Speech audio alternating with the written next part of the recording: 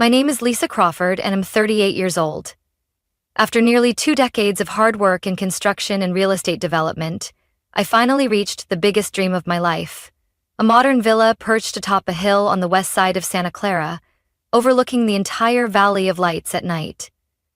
Every brick, every ceiling detail, every transparent glass panel on the south wall was the result of tireless effort, persistence, and an unrelenting drive. This house isn't just a place to live. It's proof that I've overcome every stereotype, every rumor, and every form of disrespect. The housewarming party was scheduled for tomorrow afternoon. I'd hired a professional event team, booked catering from my favorite French restaurant, and prepared every detail to welcome friends and colleagues. The people who had walked with me through this long, difficult journey. But when I returned home this morning to do one last check, I froze at the front door. The key still in my hand, not yet in the lock. From inside, I heard a familiar voice I didn't want to hear right now. My sister Rachel's voice. "Don't you think this is the perfect place for a wedding? The mezzanine will be great for the stage, and the backyard is big enough for a reception tent." I walked in, a storm of confusion and anger building inside me. Rachel was standing in the main hall, where the walnut wood floors still smelled brand new, alongside a blonde woman I assumed was a wedding planner. They were animatedly discussing decorations with white orchids and warm lights, acting as if this place was theirs. "Rachel?" I called her name in a calm but firm voice. "What are you doing here?" Rachel turned, her face lit up like she'd just won the lottery. "Oh, you're back. I thought Mom and Dad told you. They decided to give me this house as a wedding gift. Connor and I will start our family here." I stood frozen. Images flooded my mind. Me surrounded by blueprints, countless sleepless nights adjusting technical specs, non-stop work just to secure enough funding. I had sacrificed personal time, ignored relationships, just to make this dream a reality. And now, Rachel, the youngest, pampered so much she's never held a stable job for more than 3 months, was casually claiming my dream like it was her birthright. "This is my house," I said, trying to keep my voice steady. "I poured all my savings, effort, and time into building it." Rachel gave a soft, pitying smile, the same kind she'd used on me since high school. "But you live alone. You don't need such a big house. Mom and Dad said you'd understand if you thought about the family, a little." As if on cue, my parents entered through the back door without knocking. My mom immediately approached the wedding planner, pointing out where to place the floral arch. My dad avoided my eyes. "What is going on?" I asked, my voice now sharp. "Mom? Dad? Why is there a wedding being planned in my house?" "Lisa," my mom said in that sweet, manipulative tone I knew all too well, "Rachel's getting married, and this house is just too big for a single person. You're always busy, barely home. We thought it made more sense for Rachel to live here." A wave of disbelief hit me so hard I had to lean on the stair railing. For a moment, I felt betrayed by my own blood. But then I clenched my fists, my eyes turning cold. I couldn't let them keep treating my accomplishments like a gift to be handed off. Not again. "Everyone out of my house, now." Rachel's eyes widened, her mouth opening to protest, but my dad spoke first, his voice dropping into that patronizing tone he used when lecturing a stubborn child. "Lisa, don't blow this out of proportion. This is for the good of the family. You're successful, you can build another house anytime, but Rachel is starting a new life. She needs a stable place to raise a family." I let out a dry laugh that echoed through the marble-floored foyer, the same marble I personally picked out in Italy and had shipped here. "You're telling me that because I'm capable, I should sacrifice for someone who won't even try?" Rachel stepped forward, her eyes full of fake confidence. "You just don't get it. This is the first time I'm really serious. Connor and I are trying. Mom and Dad just want to help us start with a solid foundation." "A solid foundation?" I looked each of them in the eye. "One you didn't even break a sweat for?" The air grew heavy. My mom nervously tucked her hair behind her ear, a habit she had when she felt cornered. "Lisa, you seem tired. Let's not argue. Anyway, your father handled the paperwork, right? Legally, it might still be flexible. I squinted. In that instant, it all clicked. This wasn't just a spontaneous overstep. It was a premeditated plan, cleverly disguised as a wedding gift. I didn't hesitate any longer. I walked over to the dining table, opened my laptop, and typed a few quick commands. Then I turned the screen toward them. Here's the full legal documentation. Construction contracts, city-issued building permits, invoices for materials, payments to contractors, all paid from my personal account. And most importantly, I opened a folder labeled Property Deed. Inside was a scanned copy of the ownership certificate, under the name Lisa M. Crawford. This villa legally belongs to me, and only me. There is no other name on it, not even our parents. Rachel's lips parted, her face pale. But Dad said, your dad, I looked at him, had nothing to do with the permit process. I dealt with the Department of Building and Safety myself. I submitted the paperwork, I waited for approval. I handled every contact personally. I even recorded contractor meetings. If needed, I can submit all of it in court. The silence in the room was suffocating. I stood tall, no longer wavering. I won't let anyone, family or not, take away the work of my lifetime just because they want a fancy wedding. Lisa, you can't do this, my mom choked out. You're destroying this family over a house. No, Mom, I said quietly. You're all destroying this family by treating me like an emotionless ATM. Without waiting for a response, I pulled out my phone and dialed a number I had saved long ago. Hi, Alex, it's Lisa. Please resend all the house contracts and deeds to my email. I want printed copies today. And while you're at it, call the security company. I want all the locks changed and surveillance installed before tomorrow night. My dad's face flushed, his voice now low and stern. You're crossing a line. A line? I turned back, my tone calm but firm. The line was crossed when you walked into my home and planned a wedding without even asking me. The line was crossed when I was treated as an obstacle because I don't have a family. I've been silent long enough. Rachel stepped back, clutching her dress. I thought... You thought I'd give in like every other time. I cut her off. You were wrong. I opened the large front door, the breeze carrying in the scent of the lavender I'd planted around the front yard. You have 10 minutes to leave. If not, I'll consider this trespassing and take appropriate action. They stood there, speechless. My mom began to cry, but this time, I felt nothing. My dad turned away, and Rachel glared at me like I was the traitor. Lisa, she whispered, her voice trembling. I didn't think you could be this heartless. I simply shrugged. I'm just protecting what's mine. If that bothers you, maybe it's time you learn to build something with your own two hands instead of waiting for someone else to hand it over. I closed the door after they walked out, my hands still slightly trembling. But this time, I didn't back down.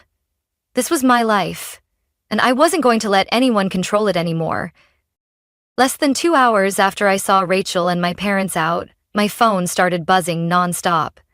Messages from Aunt Patty, then Uncle Mark, then even my cousin, who I hadn't spoken to in over 3 years, suddenly showed up, all carrying the same message. Family comes first, Lisa. Don't be so selfish. One person called me a walking refrigerator. Another texted, you only have one sister. Houses can be rebuilt, but once family ties are broken, they can't be restored. I read every line, fully clear-headed. Not one of them asked why I had to do what I did. No one cared about the fact that I was the one who poured sweat, tears, and my youth into every brick of this house. I set the phone aside and poured myself a cup of peppermint tea. As the steam rose from the porcelain mug, I suddenly remembered when I was 14 and Rachel lost the bracelet our mom gave her, then blamed me for it. I was grounded for a week, while she was taken to buy a new bracelet 3 times more expensive. Today's incident was really just a repeat, bigger, more expensive, and this time, I wasn't staying silent. The phone rang. Rachel. I stared at the screen. I didn't answer, but just a few seconds later, a voicemail popped up. I hesitated, then hit play. Lisa, her voice laced with mockery, you should take a look in the mirror. You're jealous of me, always have been. I'm the one who's loved, who gets chosen as maid of honor, who's having the big wedding. And you? You've got an empty house and some papers no one cares about. That's not winning, Lisa. That's loneliness. I ended the message before it finished. Jealous? A word that had become a tired script in Rachel's playbook. To her, every time I objected to something, it was because I was jealous. Jealous that she was pampered. Jealous that someone always bailed her out. Jealous that she lived off others' kindness without ever paying a price. I went into my contacts and blocked Rachel's number, then Mom's, then Dad's. 3 taps. And suddenly, the world was eerily quiet. I just sat there, alone in the wide-open kitchen with its gleaming granite countertops, the afternoon light stretching through the glass doors. The silence felt like relief. No more questioning, no more demands, just me and the home I fought to protect. I thought things had finally settled down. That is, until my inbox started filling up with emails from relatives across the country. One from my aunt, subject line in bold, "How could you ruin your sister's wedding like that?" Another from one of my mom's old friends, who even wrote, "Can't believe Lisa turned out to be so controlling. The family used to be so proud of you." I gave a dry laugh. Everyone had opinions, as long as they weren't the ones paying to lay the foundation. That night I couldn't sleep. I opened my laptop, scrolling through every file in the villa project, from the very first sketches to every invoice for materials. I backed everything up to a separate hard drive, then sent a full copy to my lawyer, Alex. The very next morning, I called Alex. "Hi, Lisa, I read your email. Is something going on?" "I need to be ready for anything," I said firmly. "If they try to claim ownership of the house, I want to have every piece of legal proof and witness documentation. And I need to know, in the worst-case scenario, can I file a restraining order?" Alex paused for a few seconds, then said, "I'll get started. With everything you've provided, you have a very strong case." I nodded, feeling just a bit lighter. That afternoon, while reviewing design plans for a new project, the doorbell rang. On the security monitor appeared a familiar face. Rachel, holding a pristine white wedding dress, standing next to Connor, the fiancé I'd only met once. I didn't answer the door. Rachel rang the bell twice more, then started knocking, her expression shifting from hopeful to theatrical. I stayed seated, holding a cup of now-cold tea. A notification popped up from the security system. Cloud backup of footage complete. I smiled. I didn't know what Rachel was planning next, but this time, I had more than just locked doors and concrete walls. I had evidence. I had the law, and most importantly, I had myself. A Lisa who no longer stayed quiet, and who would never let anyone else decide for her again. Just 3 days after the intense confrontation with Rachel and my parents, I received an email from the office of my attorney, Alex Parker, who'd been with me since the early days of the villa project. The subject line was short and clear: "Restraining order approved." I opened the attachment and read every bolded line. The Santa Clara City Court had officially granted a restraining order against Rachel Crawford, Daniel Crawford, and Carol Crawford, prohibiting them from coming within 100 feet of any property owned by Lisa M. Crawford. Any breach would be considered a legal violation. I let out a deep breath, like lifting a heavy weight that had been sitting on my chest for weeks. This house, the home I had built with everything I had, was finally protected, the way it deserved. That afternoon, I requested the security company to finalize the surveillance system and integrate smart alerts into my phone. I even had a remote-controlled gate installed with facial recognition. No one outside my approved list could set foot here anymore.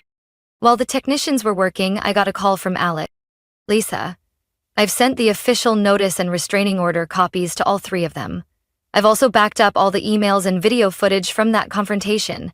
If they try anything, we have enough to take this to court." "Thank you, Alex," I said, looking out the glass windows where the sunset spilled over the valley. I just want to live in the space I created, without having to be on guard around my own family. Trust me, Lisa. After reading that order, they'll be the ones watching their steps. The weekend arrived faster than I expected. The housewarming party I once thought would be canceled because of family drama had turned into a warm, heartfelt event. I invited only those who truly mattered.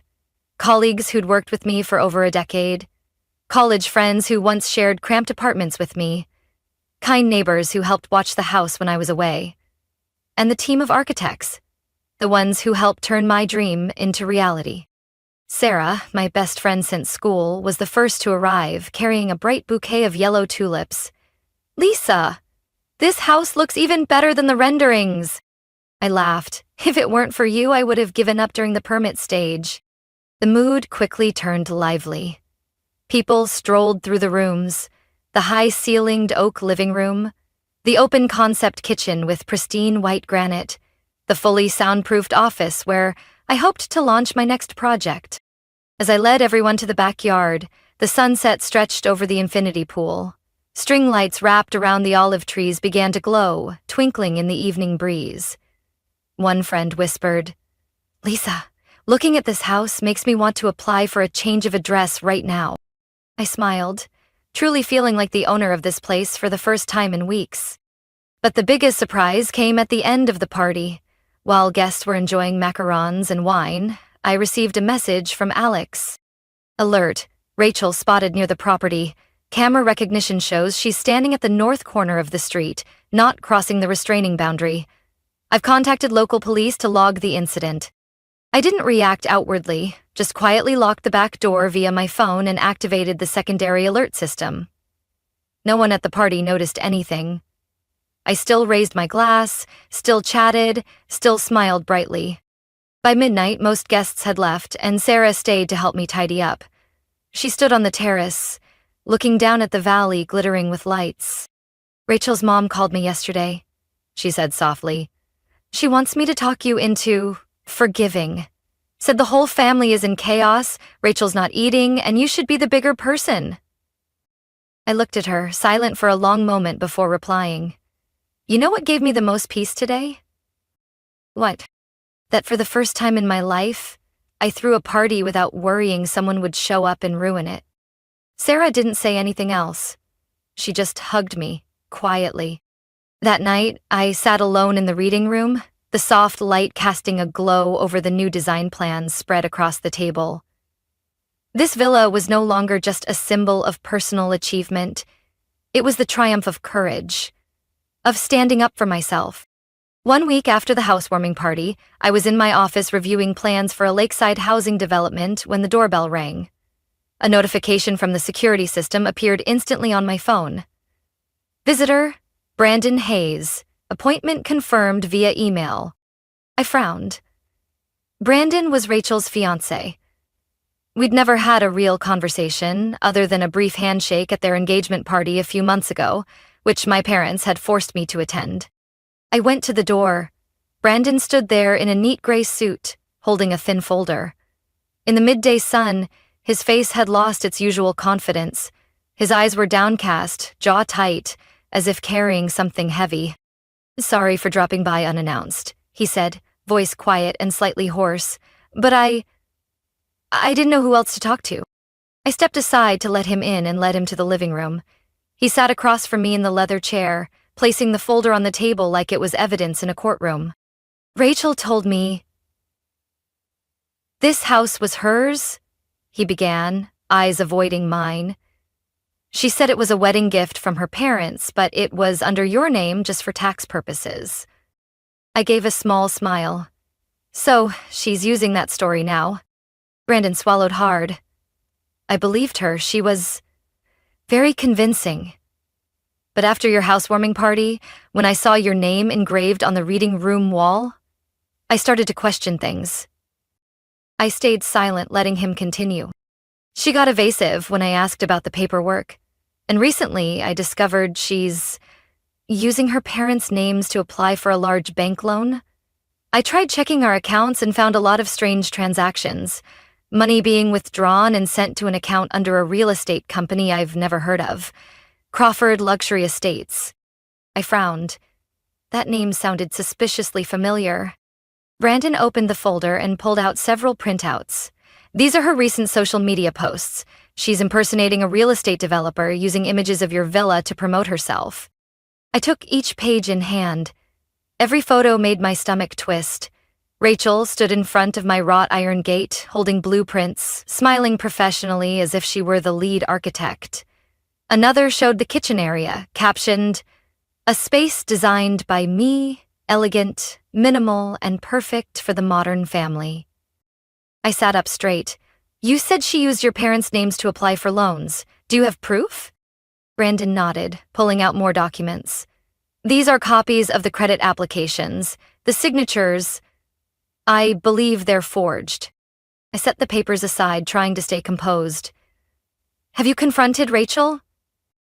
She denied everything, then accused me of being jealous, saying I didn't trust the person I was about to marry. "But Lisa, I think she's setting up something much bigger. Not just with me, but with your whole family, and her investors." I stood and walked to my personal file cabinet, retrieving a USB drive I had prepared beforehand. It contained all the legal documents, construction contracts, licenses, and original design files. Undeniable proof that I was the sole owner and principal designer of the villa. "I'll send these to my attorney," I said slowly. "We need to act before Rachel goes any further." Brandon nodded, the fatigue in his eyes replaced by a flicker of resolve. "Thank you for not brushing this off." After he left, I returned to my desk, opened my laptop, and sent an urgent email to Alex with all the new documents attached. In the body of the message, I wrote just one line. "She's not just lying to me. She's committing open fraud. We need to stop this. Immediately." That night, I couldn't sleep. I sat in the reading room, staring out at the backyard where the soft lighting reflected off the water. This house used to represent freedom and success. Now it was a battleground. A place where I had to defend my dignity, my property, and my name against someone who used to be my own flesh and blood. Later that afternoon, just as I wrapped up a virtual meeting with my design team for the new project, my phone buzzed. A security system alert flashed across the screen. "Motion detected in main hall. Unauthorized entry." I frowned. The landscaping crew was scheduled for tomorrow morning. No one else had access today. I immediately opened the camera app on my phone, and my heart nearly stopped. Rachel. She was standing in my living room, holding an iPad, gesturing around the space while speaking. Surrounding her was a group of about 8 well-dressed individuals taking notes, likely investors or potential clients. "As you can see, this is the first in a series of luxury villas being developed by my company, Crawford Luxury Estates," Rachel said, her voice shamelessly confident. "I personally designed every detail of this villa. Early investors will receive exclusive incentives during the pre-sale phase." I almost dropped my phone. She was hosting an investment tour inside my house, impersonating the developer, designer, and even using my name for fraud. I didn't hesitate a second. I dialed 911. "Santa Clara Police Department, how can I help you?" "There's an intruder in my home using my private property to solicit illegal investments. The address is 42 Hillside Drive, villa registered under Lisa Crawford. I have a court-approved restraining order and the entire event is being recorded on my security system." Less than 10 minutes later, I heard the sound of police sirens approaching. On my phone screen, Rachel was still rambling in front of the group, but when 2 uniformed officers stepped inside, she froze. "Police, everyone remain where you are. Who is Rachel Crawford?" Rachel turned, forcing a smile. Is there a problem?" "You're violating a restraining order, unlawfully using property you don't own, and are suspected of financial fraud. You need to come with us for questioning." "No, this is a misunderstanding," Rachel shouted, her voice cracking. "I was just giving a family tour of the project." But the guests, those potential investors, were already backing away, their expressions shifting from confused to outraged. One man asked loudly, "Wait, This isn't her house? She said she was the lead developer. I opened the front door at that moment, stepping in with a copy of the property deed in hand. Apologies for the confusion, I said, my voice calm but laced with fury. I'm Lisa Crawford, the sole legal owner of this home, and everything you've just heard was a lie. Rachel struggled in the officer's grasp, tears forming in her eyes. What are you doing in front of all these people? It's not me, I replied, staring her down. It's the law. I turned to the group. I urge you all to verify information before making any investments. She does not own a legitimate company, and she has no approved development projects. She is currently under investigation for impersonation, trespassing, and financial fraud. As the officers led Rachel out to their cruiser, I noticed neighbors watching from across the street, some on their porches, likely drawn by the sirens and flashing lights. I stepped back inside, shut the door, and exhaled deeply. At last, the truth was out. I thought everything would calm down after that incident, but just hours later, my mother called. Lisa, have you lost your mind? She shrieked. You had your own sister arrested in front of everyone. Our family name is ruined. I paused a few seconds, then replied firmly, I warned you. I won't let anyone exploit my hard work anymore, not even family. She choked up, then started crying. You can't do this to your sister. She's just trying to build a future. By stealing my house, impersonating me, and scamming investors? I said bluntly. If you defend her, you're choosing the wrong side. The call ended without a goodbye. I stared at the dimming screen, my chest hollow. That night, I sent all the evidence to Alex, security footage, social media posts, Brandon's statement, and the deed copy. In the message, I wrote, We're moving forward with the lawsuit. Charges impersonation, trespassing, and financial fraud. 3 days after Rachel's arrest for the illegal investment tour at my villa, I was summoned to the Santa Clara Police Department to assist with the investigation. Detective Paul Ramsey, assigned to the case, met with me in a small conference room, a thick file and an open laptop with surveillance footage already laid out. Lisa, I need you to stay calm for what you're about to hear, he said, voice slow and serious. We believe Rachel's actions go far beyond just one fake tour. The investigation is uncovering a much larger-scale fraud operation. I clenched my hands under the table and nodded. Based on banking data, security footage, testimony from her fiancé Brandon, and scammed investors, we've discovered that Rachel used your social security number, your professional credentials, including your real estate license and project experience, to fabricate a fake identity. She's been impersonating you for almost 8 months. My mouth fell open, but no words came out. Ramsey leaned forward. She posed as you in a series of emails to investors.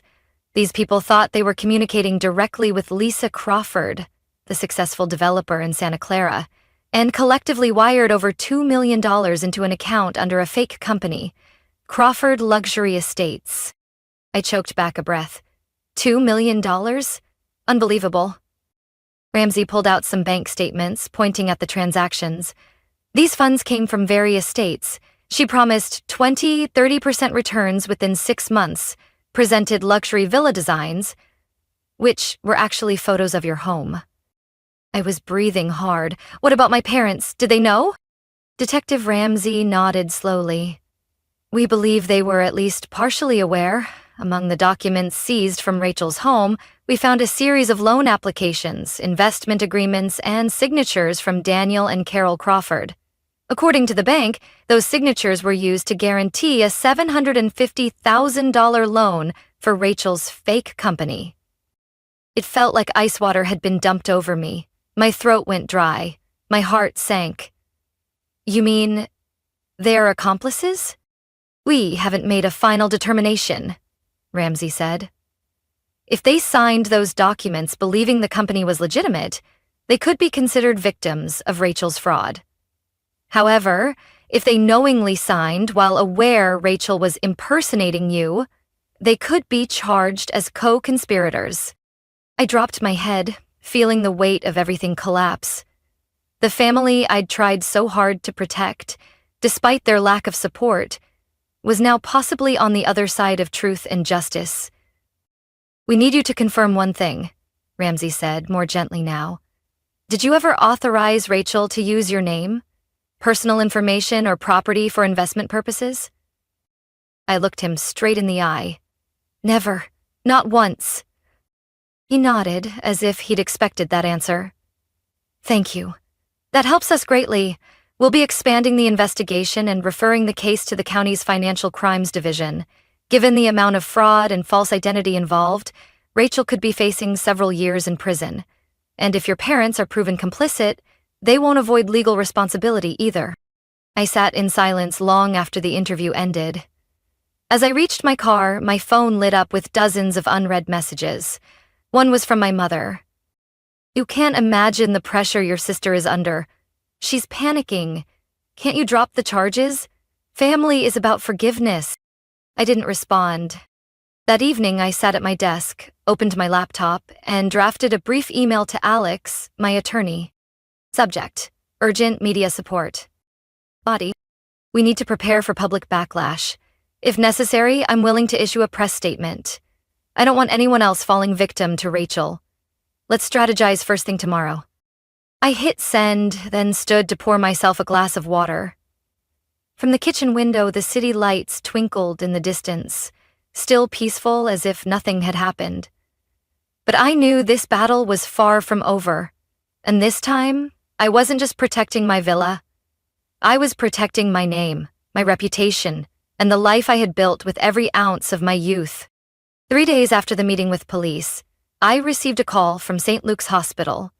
On the other end, a nurse gently informed me that Rachel had been admitted to the emergency room after a severe abdominal pain and was currently in the maternity ward, 3 months pregnant. I froze. No one, not even Brandon, who had just broken off their engagement, had mentioned Rachel being pregnant. The news hit like a blow to the chest, not because I was worried about her, but because I knew my mother would use this as her final trump card. And sure enough, less than an hour later, my mother called. "Lisa?" Her voice trembled, different from before. "Your sister, she's pregnant. She's not doing well. The doctor said her emotional state could affect the baby." I said nothing. "You've already won, Lisa. You have the house, the career, the world on your side. What more do you need? Your sister has lost everything and now she's carrying a child. Do you really want to send her to jail right now?" I took a deep breath, keeping my voice steady. "Mom, you just said Rachel has lost everything, but you forgot one thing. What she's trying to hold on to isn't life. It's a lie. And the baby? If you truly care about the child, then you should let justice take its course. No one can raise a child on stolen money and a fake identity." On the other end, my mother burst into tears. "You're so cruel, Lisa." "No, Mom. I'm just ending a long cycle of enabling, covering up, and unconditional forgiveness that only led to betrayal." I paused, my voice tightening slightly. "Do you know how many loan papers you signed for Rachel? Do you know your name is now part of an open investigation? You're calling me cruel, but you're the one dragging this family down with blind trust." The call ended without a goodbye. The following week was a legal storm. Police officers, prosecutors, and even representatives from the defrauded investors gathered for the preliminary hearing. I was called as a key witness. Brandon also came forward, submitting all the emails, messages, loan documents, and most importantly, testifying that Rachel had personally asked him to pose as co-founder of the company to win investor trust. Throughout the investigation, Rachel refused to cooperate. She insisted everything was a misunderstanding between sisters and claimed she did it all to launch her own business. At one point, she even turned to her lawyer in tears, saying, "I was the hypocrite, trying to destroy my own sister out of jealousy over someone else's happiness." The judge was unmoved. On sentencing day, the courtroom was packed, with press, victims, and those waiting for restitution. Rachel was led in wearing an orange jumpsuit, her hands cuffed in front of the belly that now carried the child she had once tried to use as a get-out-of-jail card. I sat in the front row, back straight, eyes locked on the judge. Santa Clara County Court, the judge's voice rang out, after full review of evidence, witness testimony, and financial records, finds the defendant, Rachel Crawford, guilty of financial fraud, identity theft, and unlawful trespassing. Total damages exceed $2 million. The defendant is sentenced to 10 years in prison. The room went still for a moment. Rachel looked up, her eyes void of resistance. Only emptiness remained. Brandon sat behind me, head bowed in silence. It didn't end there. The judge proceeded to read the sentence for my parents. Because their signatures appeared on loan documents and they played a role in legitimizing some of the fund transfers, they were considered indirect accomplices. However, due to clean records and cooperation after the charges, they were granted 3 years probation and ordered to pay $150,000 in civil penalties. I felt no joy, no anger, only a strange lightness. That evening, when I stepped into the villa where it all began, I sat on the bench in the backyard, looking up at the starry sky. A soft breeze carried the scent of newly bloomed lavender. It felt like a chapter had finally closed. No noise, no celebration, just peace after the storm. My phone buzzed. A message from Alex. "Lisa, we got it all back. Congratulations." I typed back. Not everything, but at least this time, I did what was right. I set the phone on the wooden table and looked ahead. A new chapter was waiting to be written, this time with no shadows following, no blind expectations, no empty promises. 6 months after the sentencing, I stood on the villa's rooftop terrace, a glass of white wine in hand, looking down at the neatly trimmed garden below. Rows of vibrant purple lavender bloomed along the stone walkway, just as I'd once envisioned in my original design. Everything had changed. Not just the landscape, but who I was inside. The story of Rachel's fraud had made front pages of several local newspapers. At first, I feared the scandal would severely damage the reputation of my company, Crawford and Hartman Development. But to my surprise, the opposite happened.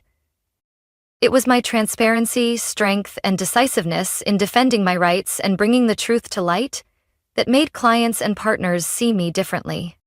Instead of pulling away, they reached out. New contracts poured in, from upscale lakeside housing projects to commercial art space hybrids I had only dared to dream of. The city council invited me to speak at a forum on sustainable planning, and the press began calling my villa a symbol of modern women's resilience in the construction industry. And I decided not to let that just be a passing compliment.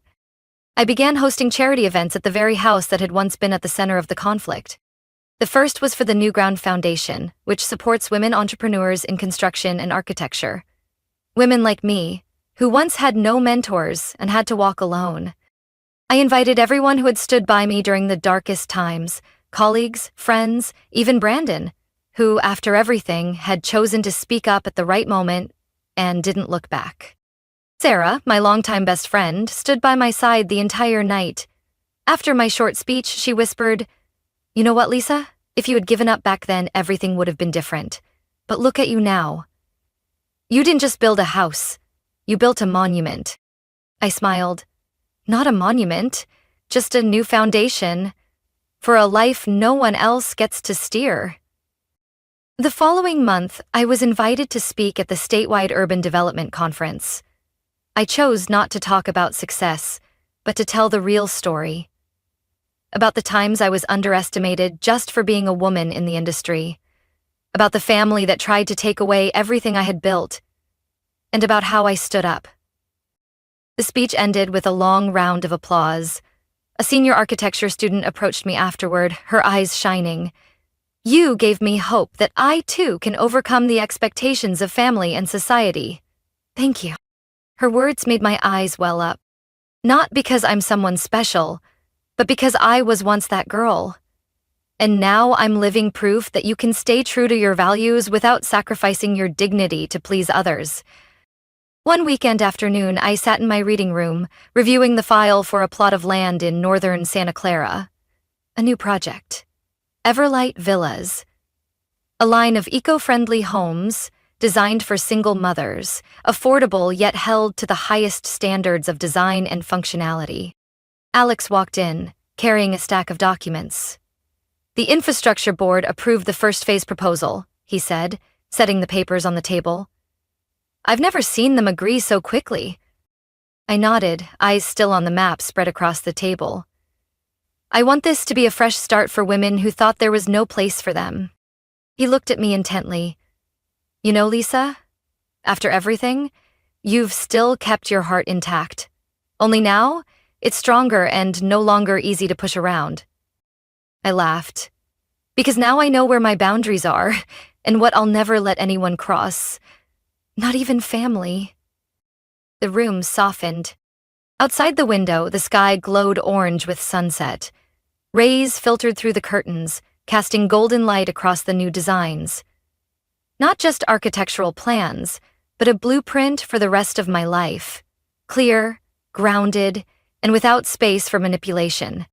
One early autumn morning, before the sun had dried the dew on the front stone steps, I found a cream-colored envelope tucked inside my mailbox. No return address, just a familiar handwriting. Lisa Crawford. I stood still for a moment, a heavy feeling rising in my chest. I knew exactly who had written it.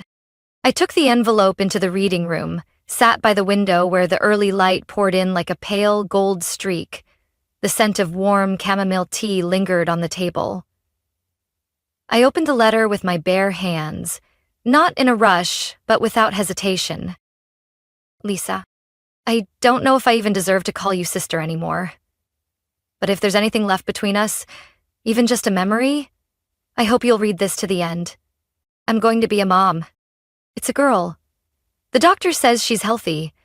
I felt her kick for the first time last week, and in that moment I cried like a child. Not from pain, but because, for the first time in my life, I wanted to do something right. I know no apology can erase what I did to you, to your home, to your name, and to the trust you once placed in this family.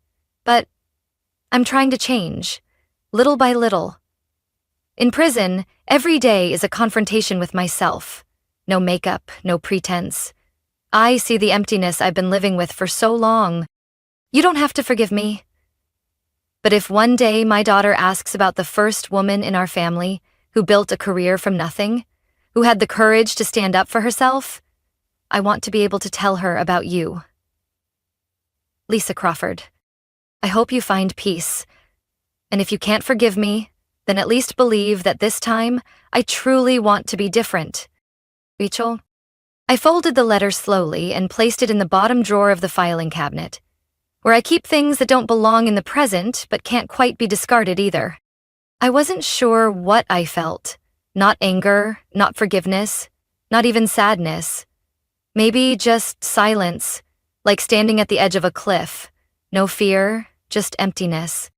That evening, I walked through the backyard garden, my usual place for peace after a long day. Sarah called, inviting me on a weekend getaway to Monterey. I said yes. I figured I'd earned a break. Before bed, I opened my notebook, flipped to the first page of the Everlight Villas project, and added one more checkmark. Groundbreaking ceremony, next month. I looked at the line in fountain pen and smiled. Life goes on. There's still work to be done, homes waiting to be built. Not with money, but with trust. Trust in resilience, in justice, and in myself. I don't know if Rachel will ever truly change. I'm not sure if I'll ever be able to look at her without remembering everything that happened. But I know forgiveness doesn't mean forgetting. Forgiveness means refusing to let the past imprison your present. And even though things between me and my family may never be called reconciliation, I no longer feel guilty for living life on my own terms. I've learned to let go of what I can't control so I can hold on to what I can. Build.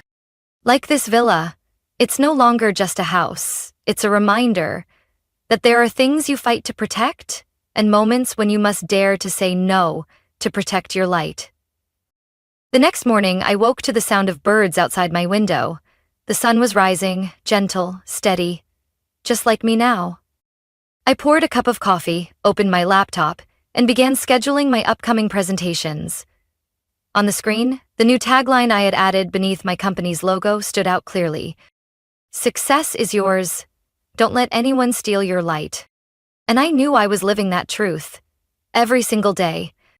From my own story, I've learned that sometimes the ones who hurt us most deeply are the ones closest to us.